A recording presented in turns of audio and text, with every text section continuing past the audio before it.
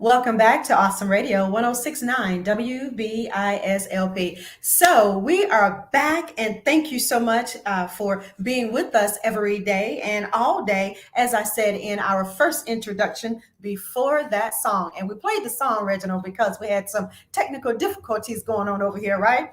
And so we had to pray that out and get that worked out. So, again, we have with us, this is Special Talk with Akela and Reginald Speight. I'm going to tell you about him, and then you can relate to him as to what he has to say to give us important information, okay? So, Reginald Speight was raised in Wilson, North Carolina, where he currently resides. Reginald Speight mostly is known for his office to Congressman G.K. Butterfield, as he has more than 20 years of nonprofit management experience in North Carolina. He has served in numerous local, state, and national boards, and his career has been dedicated to promote the equity, inclusion, and economic mobility for residents of Eastern North Carolina. President Joe Biden announced the appointment of Reginald Speight to the office of USDA, that is the United States Department of Agriculture, North Carolina Rural Development State Director, in October 21. Reginald has an incredible public service. Reginald is an incredible public serviceman who has a proven track record with his commitment to advance the state of North Carolina and its communities. Reginald is tasked with carrying out the mission of rural development to the benefit of everyone in rural America. Awesome Radio and Smooth Radio Rocky Mount, help me welcome North Carolina Rural Development State Director Reginald Speight back to this station. Reginald. Well, good afternoon to you, my friend. It is great to see you one more time. And to all the Awesome Radio listeners, welcome and good afternoon to you as well. And it's a pleasure to be here with you. And as you said, Ms. Akela, we worked through those technical difficulties and we are up and operational. So I'm glad to be here with you one more time. Absolutely. And so, Reginald, in the introduction, is there anything that I missed that you would like for us to know about you since your appointment back in October 2021? Well, let me say, one, you did an excellent job of introducing me, and let me just add for my Pitt County listeners who are here that I was born in Pitt County, a little town called Farmville. So those of you who are from Pitt County, you know that territory very, very well. And then just with some of the things that we have been able to do since my last time visiting with you here at Awesome Radio, just as a recognizement by the Undersecretary of Agriculture, and I received an Undersecretary's Award in honor of and in recognition of the work that we're doing around diversity, equity, inclusion, or that we've been able to do here in the state of North Carolina. And you'll hear more about some of that as we move forward in this conversation. But again, thank you for this opportunity to be here with you. You're so very welcome. So you want to give us some important information about Rural Partners Network. It's been inception since, a year now? Yes. Last April? Just celebrated the anniversary. All right. So explain to us, Reginald, what is Rural Partners Network and how did it come about and what is it designated to accomplish? Well, let me say thank you for that question. And again, to all of you who are out there, the Rural Partners Network, we had a project when I first started a little over a year and 5 months ago in October of 21, where we talked about an equity project. And we talked about there were a number of communities, a number of counties throughout the country, and that we are targeting because those particular counties, though they may qualify for a number of different revenue sources or whatever to the federal government, that they're different, they have different qualifications, of course, and eligibility requirements. But a lot of those counties or communities that qualify for federal funds had not received any funding for a number of years. Okay. And we had to do an introspection. We had to look at ourselves because when we look at what we call persistent poverty counties, and persistent poverty counties, for some of you who may have tuned in the last time, a persistent poverty county is a county that has had a 20% or higher poverty rate for the last 30 years consecutively. Some of those counties or communities throughout the country, not just in North Carolina, have not benefited from federal resources. And we had to do an introspection, as I said, because it is not the community's fault that they have not benefited from some of the federal resources. Mhm. Some of it is our fault. And when I say our, because I am a member and I am an employee of the federal government. Some of it is our problem, that it was some of our processes, our protocols, our procedures, or what have you, some of our rules even that have been prohibitive to some of these smaller communities or to these counties, what have you, who have not benefited from our resources. And so not only did we do an assessment of that and to look at some of the reasons why, capacity on those smaller communities, and when I say capacity, some of the smaller communities, the municipalities within these counties, may have town administrators or town employees or whatever that are part-time at best. And they don't have the time or the ability to navigate some of the application processes that we have may take 5-6 months to be able to complete. Mm-hmm. And so we realized that some of our processes may have been too cumbersome. But we wanted to take a look at that and not only to determine what some of those issues were, we wanted to then come up, once we know that information, and then the question becomes, okay, now what are you prepared to do?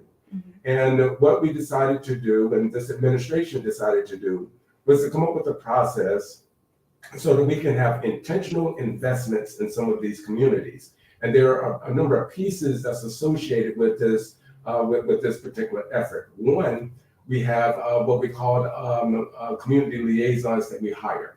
A lot of times within USDA, within the federal government, staff are asked to perform what we call collateral duty. Mm-hmm. And collateral duty, for the most part, is someone already working full-time, Akela, working a full-time job. Mm-hmm. And then you're asking them to do some things on top of that particular job that they're doing. We did a collateral duty before. Mm-hmm. Well, what this initiative has done is allowed all of the states or territories that were designated, this is a pilot project. Not every state is doing this. Okay. So this is a pilot project. And so for those states, we were allowed to hire 4 staff who are dedicated only to Rural Partners Network. That's the first piece that is totally different from anything that we've done in federal government before. Okay. Secondly, on the receiving end, there are about 20 different federal officers outside of USDA who have come to the table to say, you know, we have difficulty getting our revenue out of the door as well. So what they decided to do, those federal partners, and you'll find more on our website at www.rural.gov. Okay. www.rural.gov. And so you'll see the list of those 20 federal partners. So those 20 federal partners have decided to have what we call desk officers. So when we call into those offices and those particular federal offices on behalf of the communities we serve, we're actually going to talk to someone on the phone. Those of you who work with the federal government before, you know that sometimes you'll call a toll-free number and you never get a call back. Exactly. Or you go into a website or go into an email account and no one ever responds to your email. Well, we're going to have someone who's picking up the phone for us and we're able to talk to on behalf of the communities we're calling for. Thirdly, we have these for these applications that go in from these Rural Partners Network designated communities, they're going to receive priority points or preference for applications that go in. So somewhere within that executive summary, we're going to say this application is coming from a Rural Partners Network designated community, and when it goes in, you receive priority points of preference. The last big piece of this is another initiative that was implemented by this administration called Justice 40.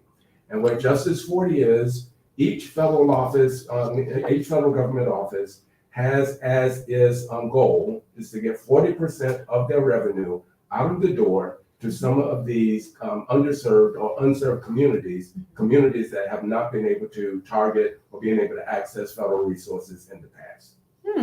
Okay. So you're saying now, Reginald, that the communication issues are resolved? I am saying that you now have, or communities have, an advocate as part of their communication processes. So the staff person that we're talking about hiring, who's going to be doing this work 24 hours a day, 7 days a week, these individuals are not only individuals who are now career staffers who we are hiring. These individuals know the federal government terrain. Most of that we brought on, or all that we brought on, are federal employees who have come over from other departments who are now working for USDA Rural Development, who know the federal government terrain. They know some of the jargon, they know the language, and they also know how to make those connects with those federal offices. So the intent or the purpose is there may be opportunities that are outside of what we fund within USDA rural development.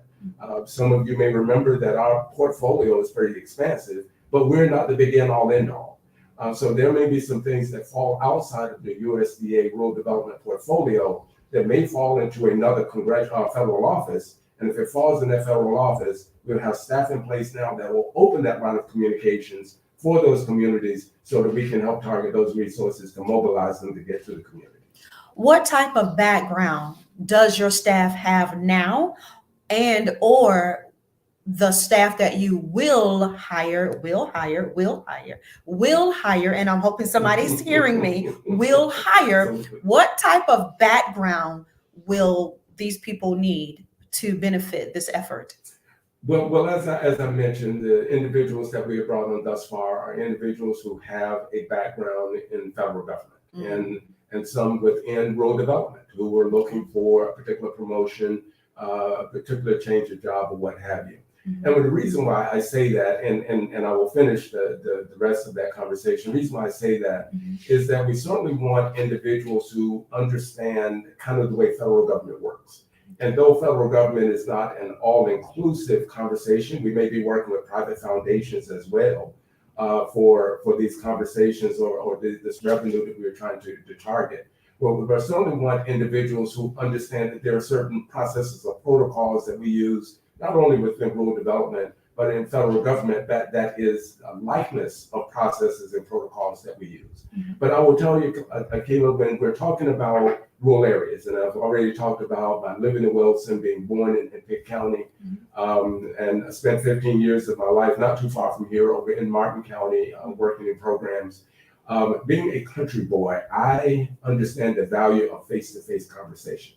I understand the value of virtual, but I certainly understand the value of someone who is able to, regardless of your pedigree, regardless of your education, that you're able to go to an area, to rural areas where you might encounter dirt roads, or you may encounter individuals or what have you that are in leadership positions that may not have the same academic educational experiences that you have. However, they are the leaders of that particular community. They're the individuals who have needs in that community who are coming to us for assistance. I want individuals who, and I'm sorry if I'm saying the wrong thing here in radio land, but I want somebody who understands cornbread. Yes, okay? yes, all right? yes. So Pig when you feet. understand that, right? So when you understand that, I know you can sit down and you can talk to the people who we're trying to target, who we're trying to help. And I want you to understand not only who they are and where they come from, or what their issues or their challenges are, but you're also able to help them navigate that terrain. And unfortunately, there are occasions that I've gone to some areas of the state that don't understand that rural areas don't have adequate internet. And if you don't understand that, it's going to be difficult for you to help fix the problem. And so therefore, I want individuals not only who can talk to the people who are in the rural areas, but also are comfortable talking to individuals who occupy federal office space. So this brings me to my next question, Reginald. What does the word rural mean? And how do I know that I'm in a rural community? Well, that's another great question. In fact, rural has a broad definition. When I say a broad definition, it depends upon the area. It depends upon the federal program even. Different federal programs, different federal agencies define rural as something totally different from other programs or what have you. I would say that, again, based on the geographic location and kind of case in point, for an example, I traveled to Tampa, Florida last week. I was in Tampa visiting with my colleague in Tampa. In Tampa, there is an area or an address or a pocket of Tampa. Now, anyone that's ever looked at TV and looked at Florida and the palm trees and the boats and the water, you would think there's nothing rural about that territory. Exactly. My case in point is every area has a designation of rural. Every state has a rural area in it. I promise you that. And it depends on the definition, depends on the geographic location, and that definition of rural could fluctuate depending upon where you travel. It could be based on population size. It could be based on median household income. All of those various things or whatever that's population densities, what have you, various things that go into the definition of what rural means, depending on where you are in the country. So then the Rural Partners Network, from my understanding, Reginald, there are 14 counties in North Carolina that have received the designation. What are the 14 counties? That is correct. The 14 counties. If you go out, for those of you, if I'll help you with those of you who may be struggling with your geography, I'm going to help you a little bit. And when you start going a little bit further west, the westernmost county is Randolph County. Okay. You come back in and you get down then close to where a lot of people, when you're traveling down Highway 95 and you get down to the south of the border, there are 3 counties there. So that is Robeson County, Bladen, and Columbus.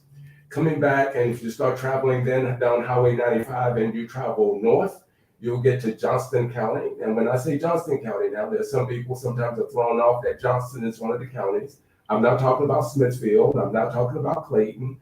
I'm talking about your micros, your Princetons, your places like that outside of these larger metropolitan areas. Then you get to Wilson County. When you think of Wilson, don't think of the city of Wilson.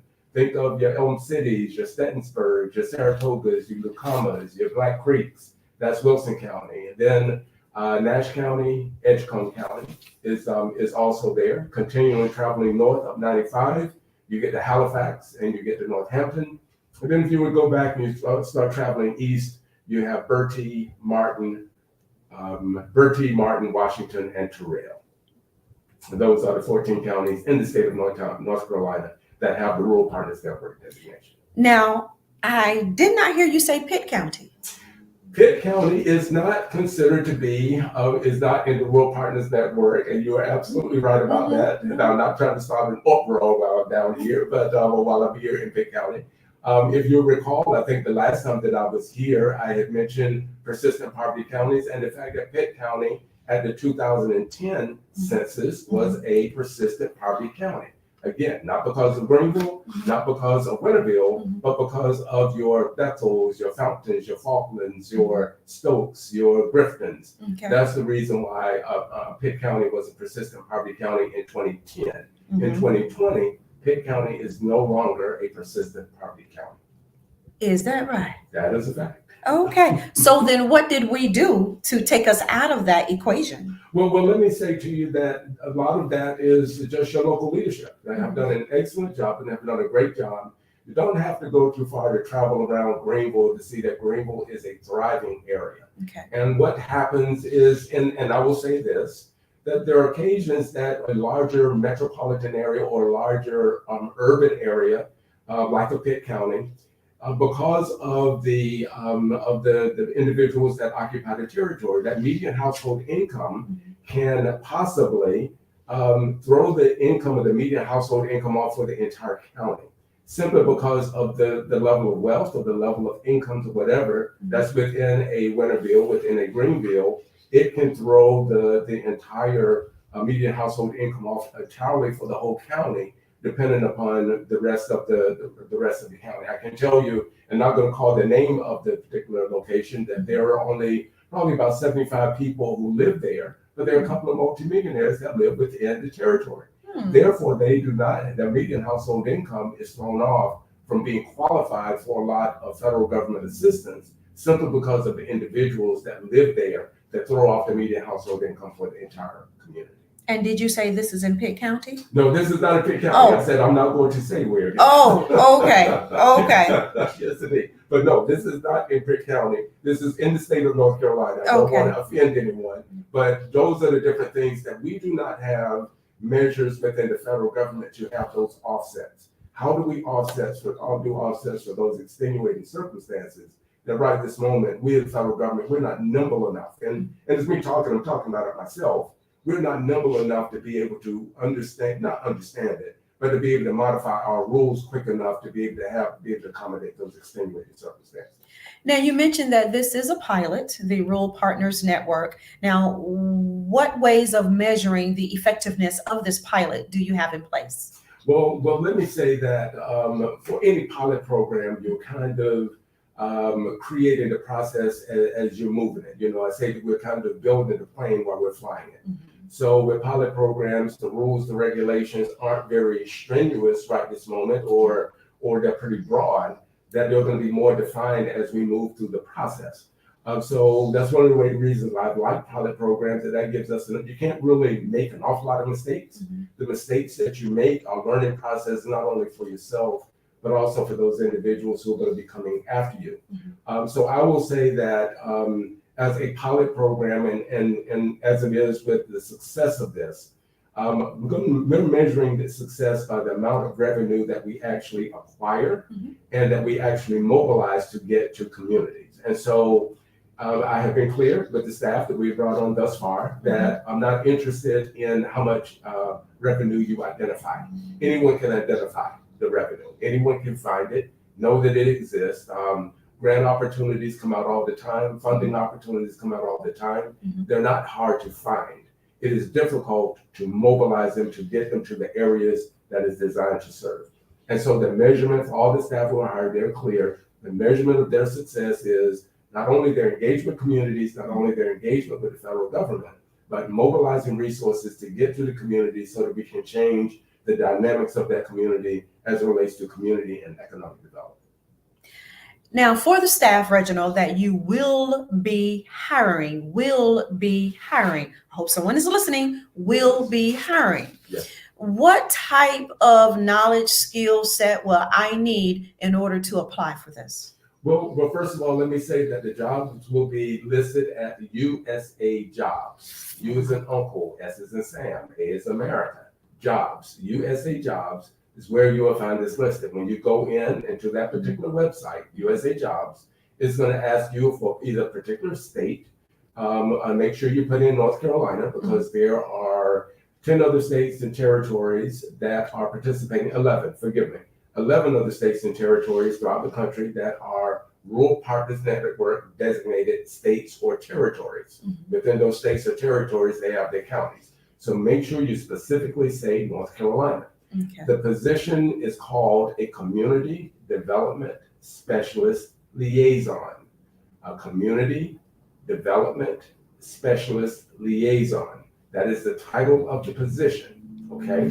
You will find, and it will give you a particular listing of what the job entails. I can tell you that if you have some different community development background, you have community engagement background, I believe that it is going to require at least an associate's or at least a bachelor's degree for these particular positions. Okay. But most of the individuals that have done the best, or at least go through our screening process, are individuals who have had some level of community background. And when I say a level of community background, I'm not talking about that you have to be the one who's going to community development. There are a lot of people that are out there who are community advocates, who are involved with community involvement, who do outreach for different programs or different opportunities or whatever within the state or within the county or within the local territories.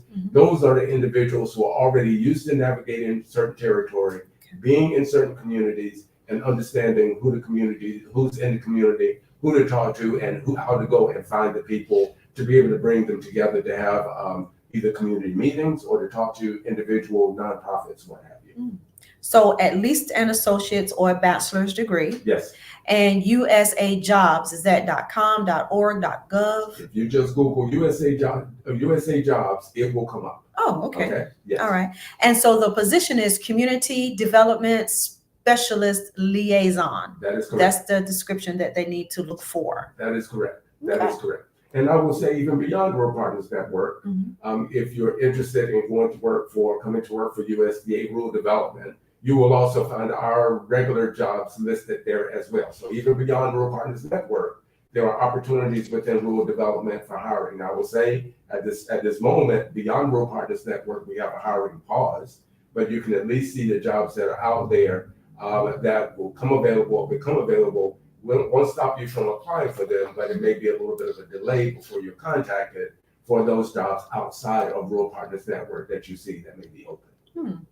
The website mentions, Reginald, about signature projects. How are these defined, and are there other smaller projects on your radar as well? Absolutely. Well, a signature project, I would say that the administration is hoping for what we call high impact projects. When I say a high impact project, When I was here before, I talked to you about some of the things that we do just within rural development proper. I talked about high-speed internet deployment that we do. I talked about some of our water and water sewer projects that we do, housing development projects. So for this particular conversation, and just as a reminder to the listeners, that this is kind of an all-of-government approach to handling or addressing community development or economic development needs. So there may be things that are outside of the scope of what we do in rural development, even though we have an expansive portfolio that falls into another federal government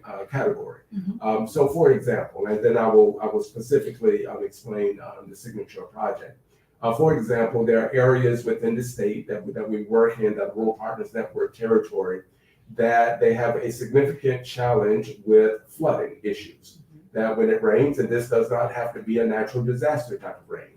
Okay. If it is a rainy season where it rains every day and it doesn't have to be an incredible downpour, that those areas flood. Well, we realize that we cannot go in with some of the different things we do, even within rural development. You can't build houses. You cannot start a small business. You can't do things in those particular areas. You can't build schools. You can't build essential facilities in areas that are prone to flooding. So there may be another entity, and there is, and it is the Environmental Protection Agency, EPA, has money in it that they will handle what is considered to be stormwater. So they can handle the drainage issues. So we may have to couple something that we do in rural development or with HUD or with DHHS or whomever, that we may have to couple EPA or stormwater drainage issues. We may have to rectify those issues first before we can do the other projects that we have in mind for a particular area. So for these signature projects that we're talking about projects that are large and creative and can be trend setting and can change a community around. And just to kind of give some examples of it, we've talked to some individuals who are interested in doing an industrial park in the areas. We've talked to individuals who want to do something to expand their railway, to expand their rail system. It could be an internet project. It could be a pretty large affordable housing development project. It could be, like I said, a water and sewer project that we're doing in a particular area, or something else that is large in scope that impacts a lot of people. Again, as I shared, because this is a demonstration project, a pilot project, signature project is loosely defined depending upon the community. So we want this to be community driven. All of this we want to be community driven. We, Rural Development, Rural Partners Network, and the individuals who work here, our job is not to come out and tell you what it is you need to do. Our job is to hear what it is you want to do. If we have to do it in phases, help you to determine the feasibility of the phases, what should come first, what's next, what have you. And that we then help to find the resources to wrap around the idea that's going to be beneficial for the communities that we serve. How likely, Reginald, is this to continue during the next administration of Biden-Harris or another administration? I can say let me say this. Let me back up before I say that. Again, with pilot projects, that they have to show measurable success or have to be deemed successful before they can carry forward. Again, the definition that I told you for the success for the state of North Carolina may not be the success variables for the other territories that are participating. However, in order for it to carry forward in any administration, it has to be deemed to be successful. It has to connect communities with resources. It has to get resources mobilized to those particular areas, in my opinion, for it to be deemed successful, rather than it's just being, otherwise it's just a conversation. That until revenue has moved, it is not considered to be successful. So I would say that in a Biden-Harris or a similar administration, I would think that if this is deemed to be successful, the likelihood of it carrying forward, and this is with all the other pieces we're talking about with, budget conversations that members of Congress have, and all of the things that they have to go through to pass a budget and not have shutdowns, and all the different things that happen, debt ceilings and all this other things, that I believe in, that this will be something or what have you that will continue under administration. again, if it is successful, regardless of what the administration may be. I've seen it before in the work that I've done in the federal government. The name may change. It may not be called Rural Partners Network anymore. It may be called Community Engagement Initiative. It may be called something else entirely. But what I have found over the federal government, if it works, it doesn't disappear. It may change its name. Some of the flavor may change it and what happens with it, but typically it does not go away. Okay, that's great to know. Great to know. So in the Rural Partners Network, we hear a lot about community, community, community. What if I am just an individual person and I say, okay, community is great, but me as an individual, I need help, or my family needs help. Does that fall under the Rural Partners Network too, if for an individual? Another excellent question. Excellent question. The answer is yes. Let me just go ahead and give the spoiler alert. The answer is yes, and then I'll explain the yes. When we talk about community, as you know, when you get into rural areas, community is very, very loosely defined. And I say loosely defined, it's not because of the people, it's because of how spread out rural areas are sometimes and the proximity to your neighbor. My community where I live in Wilson, I can tell you there are 20 people who live in where I live, in the housing development. That's my community. You get into rural areas, your community is going to be the person who may be 5 miles down the street from you. But to your question and to your point, not only do we have these signature projects, we do have individuals that we talk to as well. There may be individual nonprofits that may be interested in becoming a part of Rural Partners Network. And when I say becoming a part, let me say that participation in Rural Partners Network is, again, very loosely defined.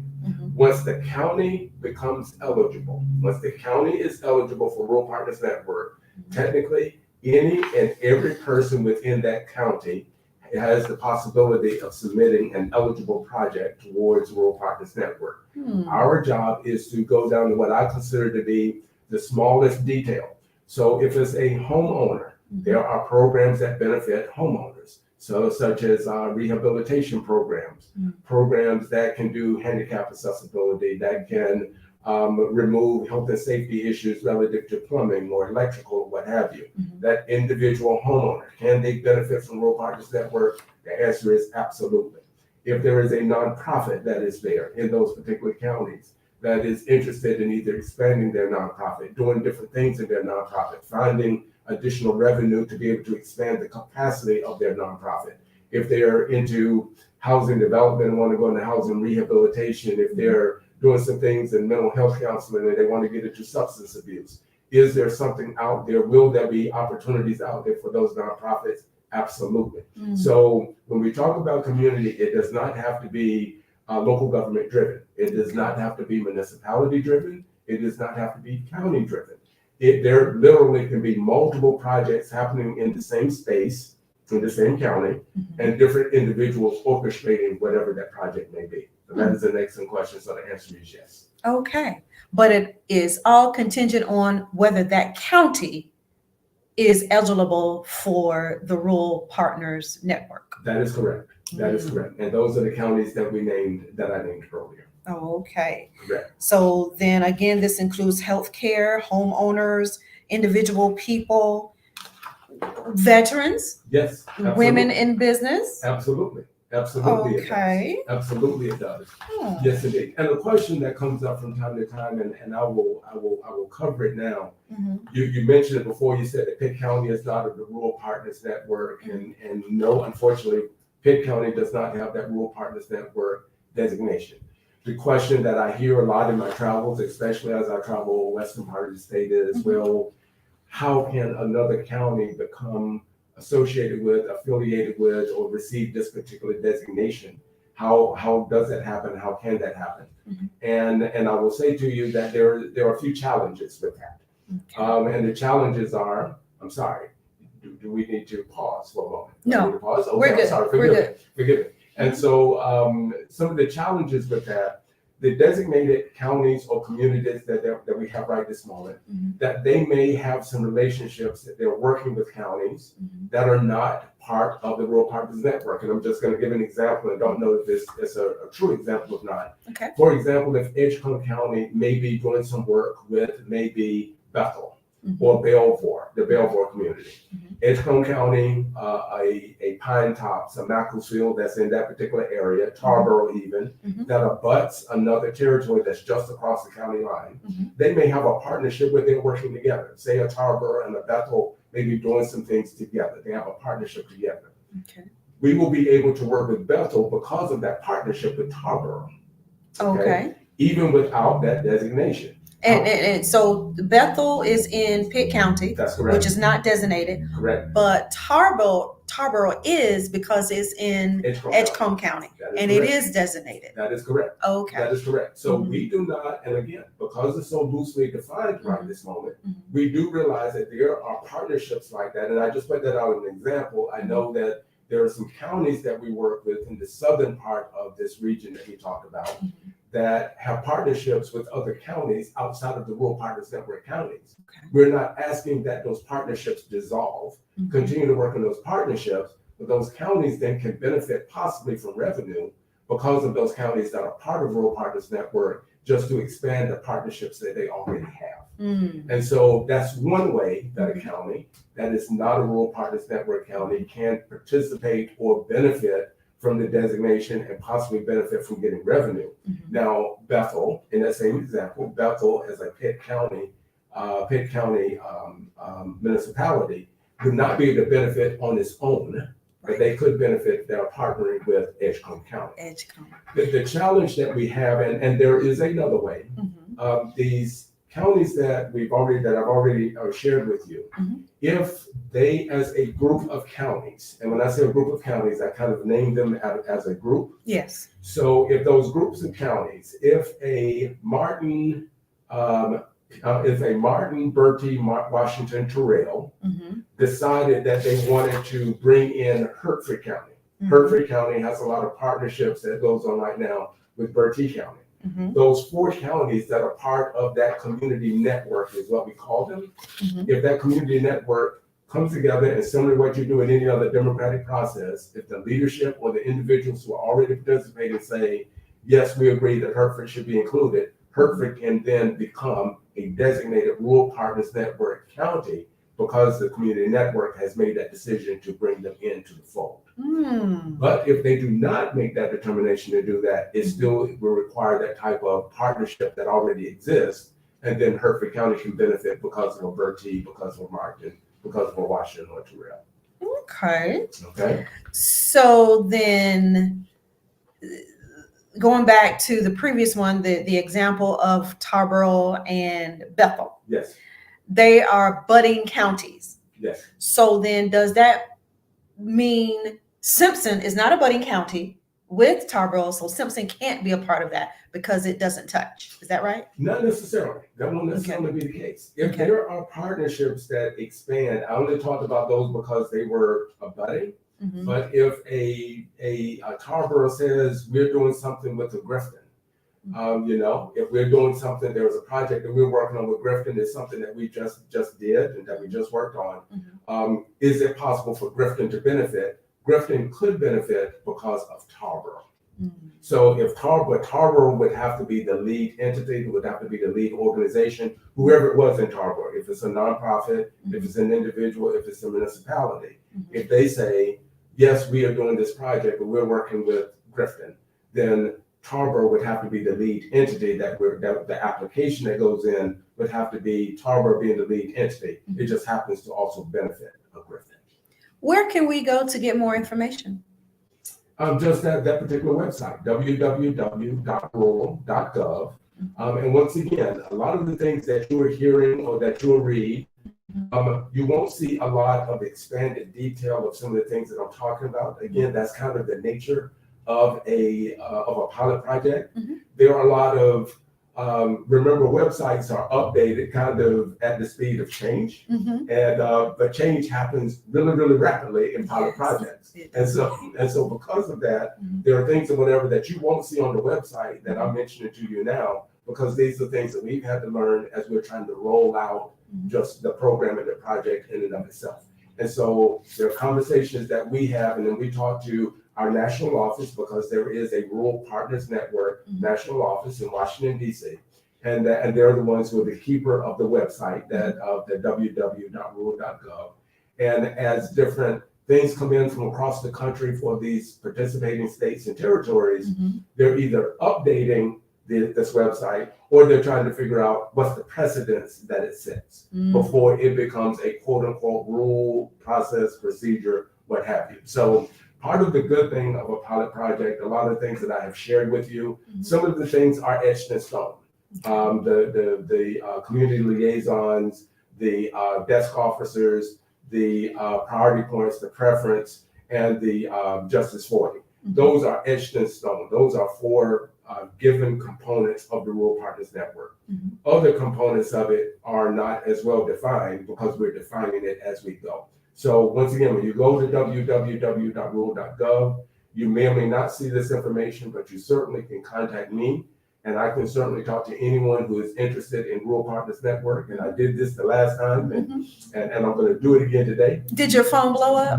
It did not. It didn't blow up. It didn't blow up, Speight, as my great nephew would say. But it blew up a bit. But I'm going to put it out there again today. My cell phone number is 919-939-0314. 919-939-0314. Now, with the understanding, if you call me, or when you call me, relative to this, some of the staff that we've already hired and the supervisor that we have over this particular program, who is a career staffer as well, the person who is the supervisor of this program, has a wealth of knowledge of everything we do and has over 3 decades of experience within rural development.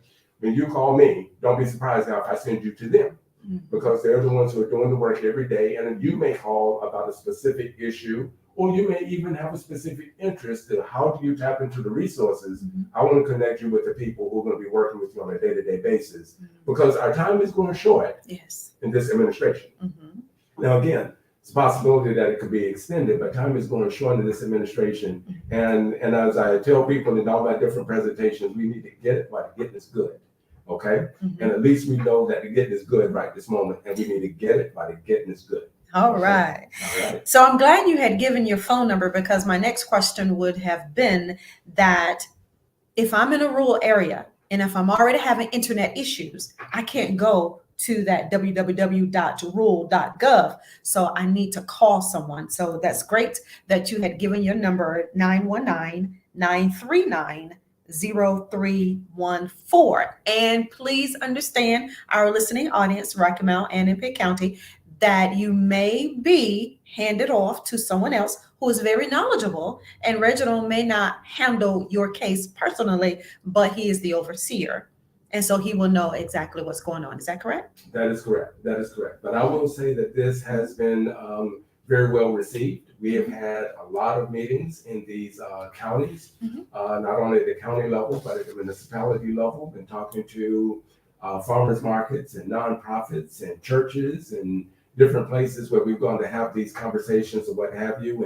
And I'm most appreciative for this opportunity today to continue to have this conversation, and thinking that at some point in time, I'd like to come back and talk about some of our specific successes that we've been having and that we have had within the Rural Partners Network. Because the thing that I've realized, and not just in this particular work, but in just my work of public service, there is nothing like something happening in your backyard.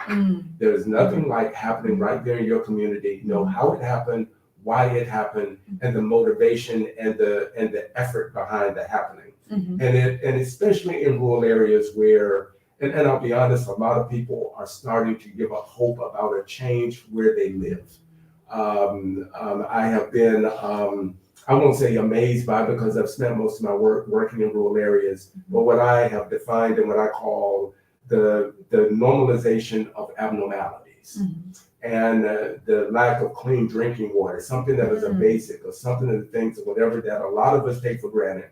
Areas that don't have clean drinking water, and they've accepted the fact that they don't have clean drinking water. That they've accepted the fact that when they wash their clothes, their whites come out a color brown or rust color because of the water. Accepting the fact that they can't drink the water that comes out of the faucet in the sink. However, they're still bathing in that water. They're still brushing their teeth with that water. And that's not healthy either. And this happens in North Carolina. This happens in a large part of North Carolina. And in my mind, that is unacceptable. Yeah. We have to be able to do better than that for our people. And I can say that rural development, we have the ability to be able to assist with that. Now I can tell you, and I will say to you, individual homeowner, if you're listening and you have that same issue, you have that issue.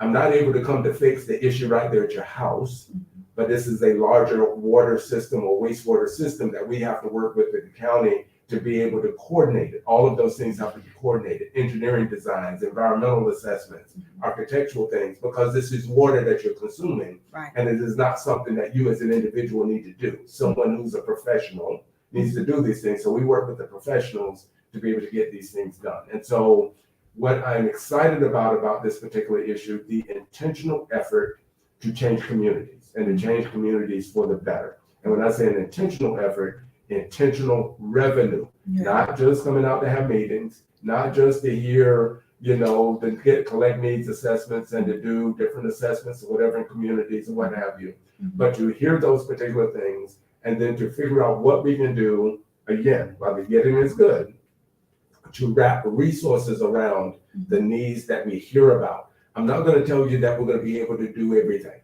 okay?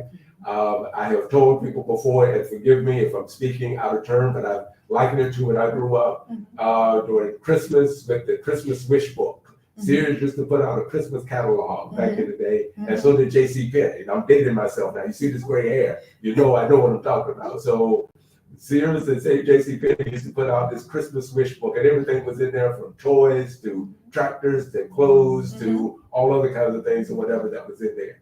And as I've told people, the places that I've gone who understand what I'm talking about, when you look in that book, you may not be able to get everything, but you may get something. Yeah. And all I'm saying to individuals is that as you're engaging with us, let us know what those needs are. We're going to help you to be able to talk about, again, what your priorities may be. They may be all over the place. Our job is to help you to figure out what's first, what's second, what's third, what's realistic, and what may not be realistic right this minute. Because some things aren't realistic in the time frame, or it comes later as we start planting seeds for other things. And so our job with this Rural Partners Network is to plant the seeds of change. Right. And then we're going to hopefully be able to do some things, whatever, to reap the harvest of it before we leave, because that's how we're going to be measured. No one's going to want to know how many meetings we had. People want to know how much revenue we got. And if you see that happening in your backyard, you will know that it was because of the Rural Partners Network and this work of rural development. And that's what we want. And the key thing is not to give up, to keep persevering, to keep calling if you have to, if you haven't heard back yet from a representative in your area, and just be patient and wait, because it will happen. It may not happen when you call, it may not happen the next month or the next month, but it will happen. Absolutely. Absolutely. It is going to be our job to respond to you and to have as much of a conversation as we need to have with you, to either want to understand what it is that you're trying to do or attempting to do, or connecting you with the resources that, and whatever, when I say connecting you with the resources, I don't mean telling you where it is and then turning you loose. It is, this is how we're going to go about attracting this and acquiring this and how we move forward. And then there's a management of the resources once you require them. So this is a large project. It doesn't just end once the resources hit. There are things that have to happen after the fact. There's paperwork that is involved, because we're still the federal government now. As I tell people, I'm still the federal government now, okay? All right? You might listen to my voice just fine. I'm still the federal government. There's still I's you need to dot, T's you need to cross, documents, paperwork that needs to be filled out, proper record keeping and accounting that is necessary. Otherwise, you get in trouble. So our job is to not only help you get the revenue, but to keep you out of trouble as well, while you're benefiting the people that you serve. North Carolina Rural Development State Director Reginald Speight, it's been a pleasure having you back here. We have about 30 seconds left. Is there anything that you would like to reiterate or tell us that we have not mentioned yet? Well, I want to thank you again, Akela, for this opportunity to be here. Awesome Radio, the listeners, the Rocky Mountain territory that you're in and that you're serving now. Congratulations to you. Thank you for your service there. I want to thank you all for your opportunity, and thank you for this opportunity. Thank you for listening to me today, and don't hesitate to call me if the need arises. Thank you. So we're Awesome Radio 1069 on your FM dial. You can find us online at wbisawesomeradio.org. Please keep in mind, too, that we have Android, Apple, and Alexa to serve your listening pleasure. So if you can't quite get us on the dial because we are low power, check out our mobile apps and take Awesome Radio with you everywhere you go. And now we welcome our affiliate station, 100.3 in Rocky Mount. Thank you so much for tuning in. We love you. God bless you. See you the next time. And let me stop it on social media.